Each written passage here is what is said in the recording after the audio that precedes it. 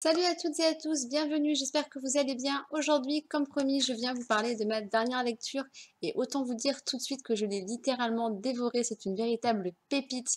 Il s'agit du livre de Jacques Sausset, Enfermé aux éditions French Pulp, donc livre que j'avais demandé à la maison d'édition de recevoir parce que ce livre me tentait vraiment beaucoup et que je suis toujours dans la découverte d'auteurs pour ce mois de janvier.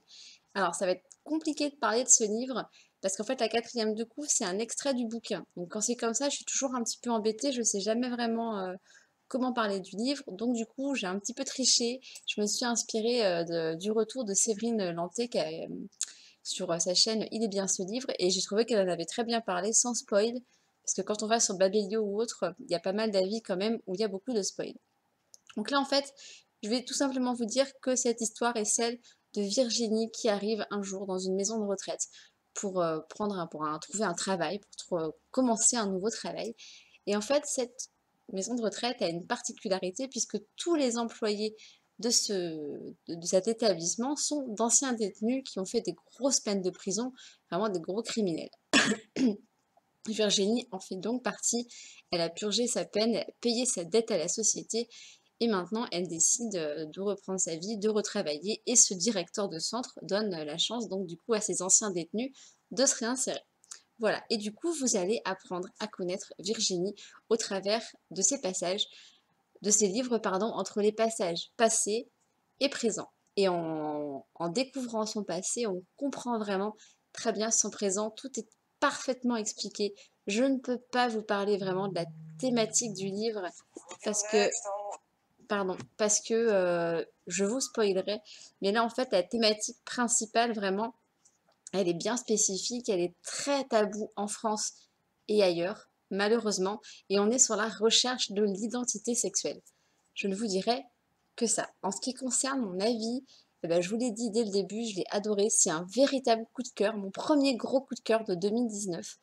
Euh, j'ai envie de dire, il y a une chose en tant que lecteur qu'on ne peut absolument pas contrôler, en tant que lecteur et dans la vie en règle générale, ce sont nos émotions.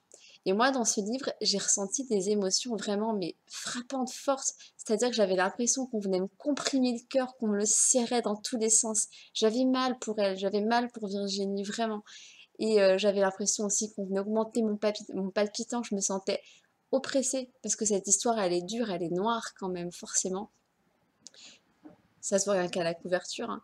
Mais voilà, moi j'ai ressenti des sentiments très forts. Virginie m'a beaucoup fait penser à Marianne, si vous avez lu Meurtre pour rédemption de Karine Gébel. Alors je ne vous spoil pas sur l'histoire, je parle simplement de la puissance du personnage.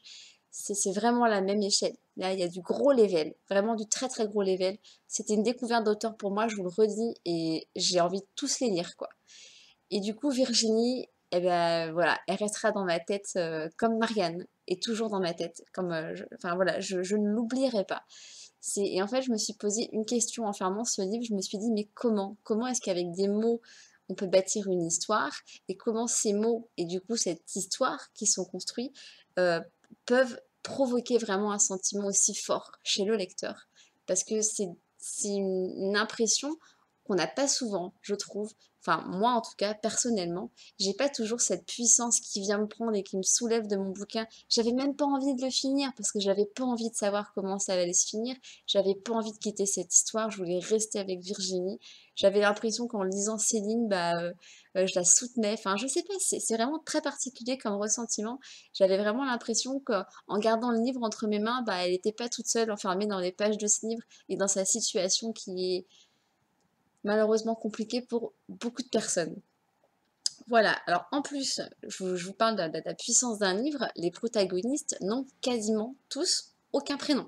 C'est-à-dire qu'on retrouve Virginie, on a un autre prénom de sûr qui est donné, mais sinon, les personnages sont vraiment appelés par le rôle qu'ils jouent dans le livre. Donc la cuisinière, le père, la mère, le directeur, le surveillant, et ainsi de suite.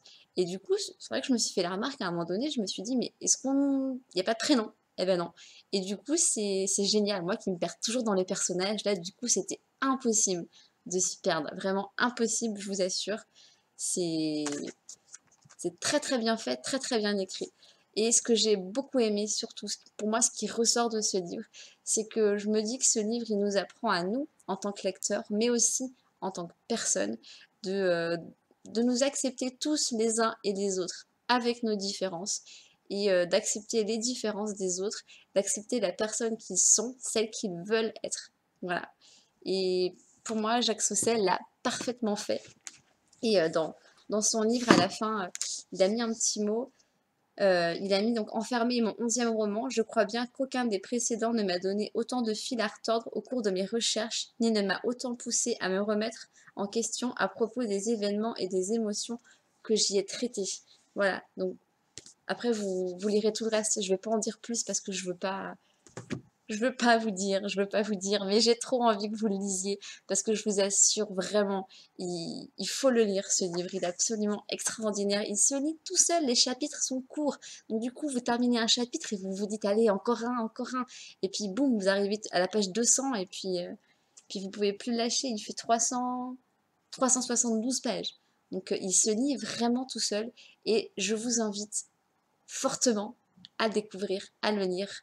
Si vous aimez les thrillers, romans noirs, compagnie, c'est même pas que ça, parce que quand je vous dis qu'il y a des anciens, c'est des anciens détenus qui viennent dans une maison de retraite, vous allez vous dire, voilà, ça pue le massacre, tous les petits vieux, ils vont se faire zigouiller et tout. Pas du tout, pas du tout. Je vous assure que ce n'est pas ça. Bien sûr, il y a des trucs qui se passent, mais c'est pas que ça. Il a vraiment voulu écrire sur quelque chose, je pense, pour ouvrir les yeux et l'esprit des personnes qui sont complètement dans une bulle et complètement fermées à tout ça. Et moi, je trouve ça tellement dommage. J'ai regardé plein de reportages à la télé sur ce thème, même sur Internet. J'ai fait beaucoup de recherches et je comprenais pas pourquoi il y avait des personnes qui étaient fermées à ça, qui avaient peur, parce qu'on peut se dire qu'ils ont peur aussi. Je vois pas de quoi ils peuvent avoir peur. Et voilà. Et par contre, il est dur, il est très noir, il est dur. Il y a des scènes où, mais vous souffrez avec Virginie, vraiment. Vous vous dites, mais la pauvre, la pauvre. Voilà. Je vous en dis pas plus parce que je sens que ma langue va fourcher et que je vais trop en dire. Et qu'après, vous allez me détester parce que vous allez me dire, alors Anne, tu nous as tout raconté, il n'y a plus besoin de le lire. Donc voilà, je vous donne mon avis sur ce livre. Gros coup de cœur, n'hésitez pas, découvrez-le, lisez-le. Vous en serez ravis. Et j'attends vos retours, hein. Vous venez me voir après pour me dire ce que vous en avez pensé. C'est donc tout pour aujourd'hui. Je vous invite, comme d'habitude, à liker ma vidéo si elle vous a plu, à la partager autour de vous et n'hésitez pas à vous abonner à ma chaîne si le cœur vous en dit.